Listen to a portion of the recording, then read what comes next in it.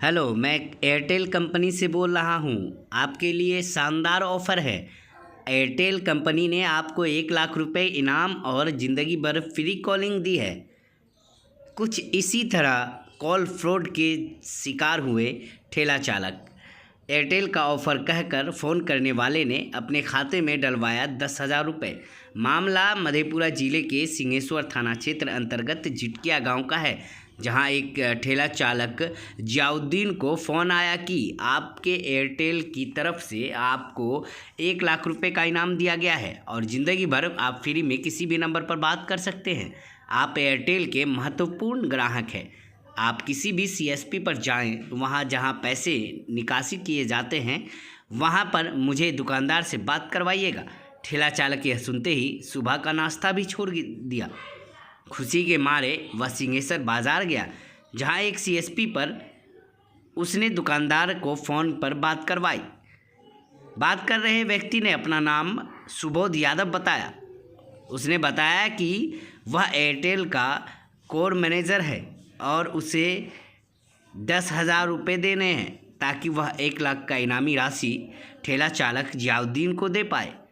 इतने कहने पर ठेला चालक जियाउद्दीन ने दुकानदार से 10,000 रुपये सुबोध के अकाउंट में फ़ोनपे के जरिए भिजवा दिया।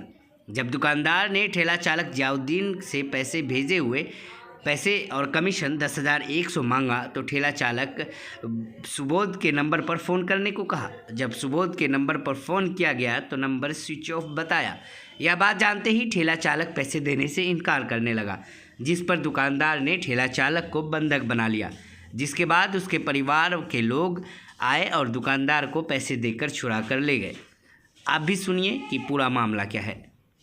क्या नाम है आपका? मोहम्मद जियाउद्दीन। पूरा मामला क्या है? मामला ये है कि हमको बोला, फोन आया घर पर, बोला कि आपको से पैसा एयरटेल कंपनी बहुत दिन से चला रहे हैं, आपको पैसा 10,000 रुपया जो हम भेज रहे हैं, कहाँ से पैसा भराते हैं वहाँ जाइए, अभी तुरंत पैसा आपको मिलेगा।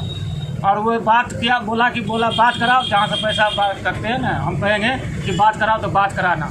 तो हम उसके बाद बोला बात कराओ तो बात कराए।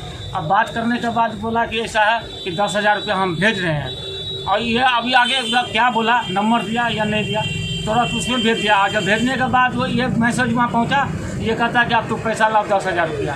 तो हम कहे भाई 10,000 रुपया कह चुका, वो तो बोला हम भेज रहे हैं। तो नहीं, तो 10,000 रुपया आपको देना पड़ेगा, ये कहा। तो हम कहे भाई तो बोला कि अभी तुरंत साल भर का हम बैलेंस भी भेज रहे हैं, 10,000 रुपया भेज रहे हैं।